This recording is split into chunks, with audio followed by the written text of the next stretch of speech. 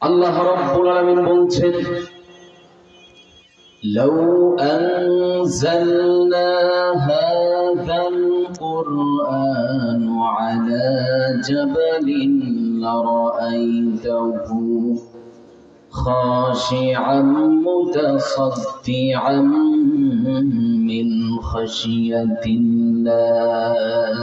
আল্লাহু আকবার।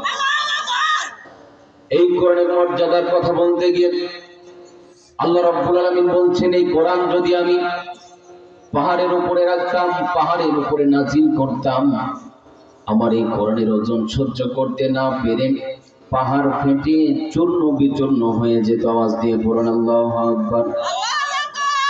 শুধু তাই নয়, বিশ্বনবী মুহাম্মদ রাসূলুল্লাহ সাল্লাল্লাহু আলাইহি ওয়াসাল্লাম বিদায় হজের দিন লক্ষ সাহাবীদের সামনে বক্তৃতা দিচ্ছেন। এমন অবস্থায় নবীজির চেহারা লাল হয়ে গেল, কপাল দিয়ে টপ টপ করে ঘাম পড়া শুরু হলো। সাহাবারা আরজ করলেন, ইয়া রাসূলুল্লাহ সাল্লাল্লাহু আলাইহি ওয়াসাল্লাম, আপনি বিশ্বনবী বক্তৃতা দিচ্ছেন, চেহারাটা লাল হওয়া, কপাল দিয়ে ঘাম পড়া, এটা হতে পারে স্বাভাবিক, কারণ বক্তৃতা দেওয়া সহজ কাজ নয়, বক্তৃতা দেওয়া হলো কঠিন কাজ। আওয়াজ দিয়ে বলুন ঠিক কিনা? বিশ্বনবী বক্তৃতা দিচ্ছেন, সাহাবারা বললেন, ইয়া রাসূলুল্লাহ আপনার চেহারা কেন লাল হয়ে গেল?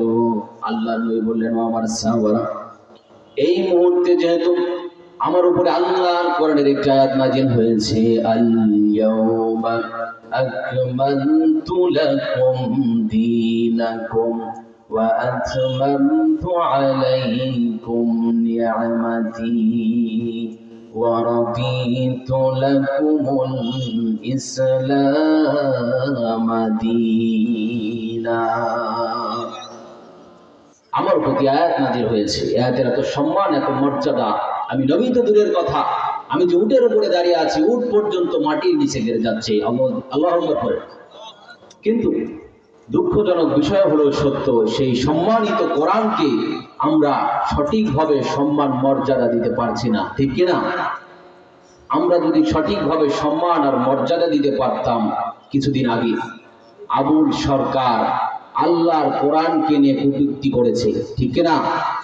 আল্লাহর কোরআনকে গালি দিয়েছে, আল্লাহকে গালি দিয়েছে। আমরা বলতে চাই, শরণার্থী, এই বাংলার জমিনে কোন মঞ্চে দাঁড়িয়ে কেউ যদি কোরআনের বিপক্ষে হাত উঁচু করে বক্তব্য দেয়, এদেশের তাওহীদি জনতা ওই বেয়াদবের হাত ভেঙে চূর্ণ বিচূর্ণ করে দেবে। আওয়াজ দিয়ে বলুন ঠিক কিনা? আমরা বলতে চাই, শরণার্থী, তুমি যে কোরআন নিয়ে কটূক্তি করেছো, কোরআনের বিপক্ষে তুমি কথা বলেছো, এদেশে তোমার ফাঁসি আমরা দাবি করছি। আল্লাহ কবুল করুক, করেন আমিন, করেন আমিন। আল্লাহ পাক যেন এই নাস্তিকের ফাঁসি কবুল করেন। আমার দিন ভাইরা, আল্লাহ রাব্বুল আলামিন বলছেন, এই সম্মানিত কোরআন যারা অবমাননা করলো, এদের জন্য রয়েছে জাহান্নাম, হুম ফিহা খালিদুন, তারা সেখানে থাকবে চিরকাল। এই কোরআন নিয়ে কটূক্তি করা যাবে না, কোরআনের বিপক্ষে কথা বলা যাবে না, কোরআনের পক্ষে না থাকতে পারলে চুপ করে থাকতে হবে, কোরআনের বিপক্ষে কোনো কথা বলা যাবে।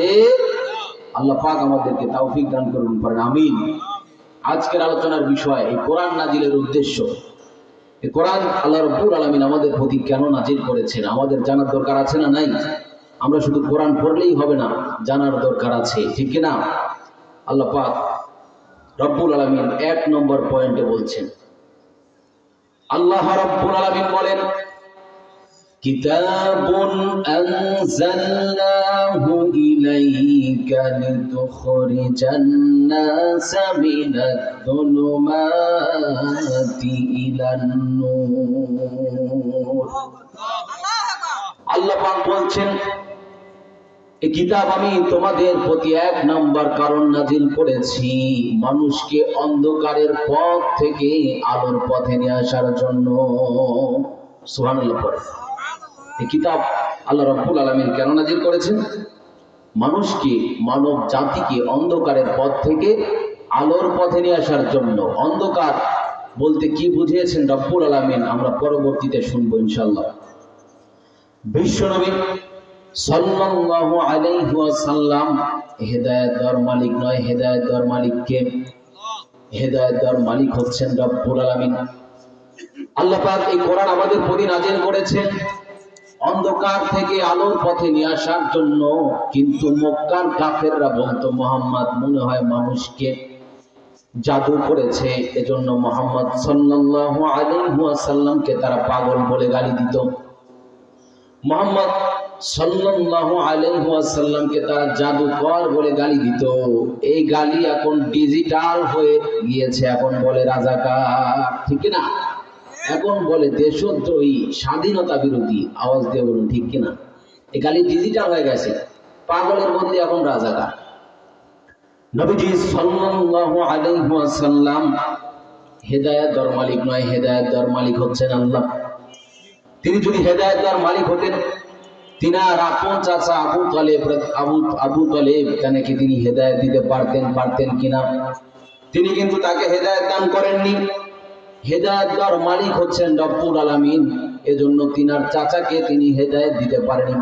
এই আয়াত থেকে একটি তথ্য পাওয়া যায়, হেদায়েত দেওয়ার মালিক কোনো পীর বুজুর্গ নয়। আওয়াজ দিয়ে বলুন ঠিক কিনা?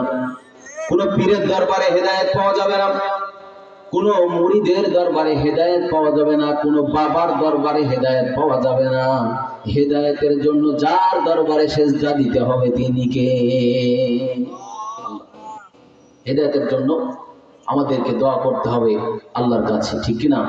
আল্লাহ পাক আমাদেরকে হেদায়েতের পথে রাখুন, পড়েন আমিন। আল্লাহ রাব্বুল আলামিন বলছেন তিনার চাচাকে তো তিনি হেদায়েত দিতে পারেনি। আল্লাহ রাব্বুল আলামিন আয়াত নাযিল করে দিলেন, হে নবী আপনি মানব জাতিকে হেদায়েত দিতে পারবেন না, আপনি শুধু তাদেরকে সঠিক পথের সন্ধান দিতে পারবেন। সুবহানাল্লাহ পড়েন। আল্লাহ রাব্বুল আলামিন বলছেন হুয়াল্লাযী ইউনাজ্জিলু আলা আবদিহি আয়াতিন বাইয়িনাতিন লিইখরিজাকুম মিনাজ-যুলুমাতি ইলান-নূর ওয়া ইন্নাল্লাহা বিকুম লারাউফুর রাহিম। আল্লাহু আকবার। আল্লাহ পাক বলছেন, হে নবী আপনি শুধু মানুষকে অন্ধকারের পথ থেকে আলোর পথ দেখাবেন আর আমি হেদায়েত দান করব। সুতরাং আমরা আপনাদেরকে কোরআনের দাওয়াত দিব। হেদায়েত দেওয়ার মালিককে। আমরা আপনাকে কোরআনের দাওয়াত দিতে পারবো, হেদায়েত পাবেন কিনা সেটা কে ভালো জানেন? আল্লাহ ভালো জানেন। আপনার মন যদি থাকে হেদায়েত নেওয়ার মতো, আপনার মন যদি থাকে আবু বকরের মতো, তাহলে আপনি হেদায়েত পাবেন। আর আপনার মন যদি হয় আবু জেহেলের মতো, আপনি হেদায়েত পাবেন না। কোরআনের কথা শোনার পরে আপনার শয়তানি বাড়বে। আল্লাহ পাক আমাদেরকে কোরআন থেকে হেদায়েত নেওয়ার মতো তৌফিক দান করুন, পড়েন আমিন।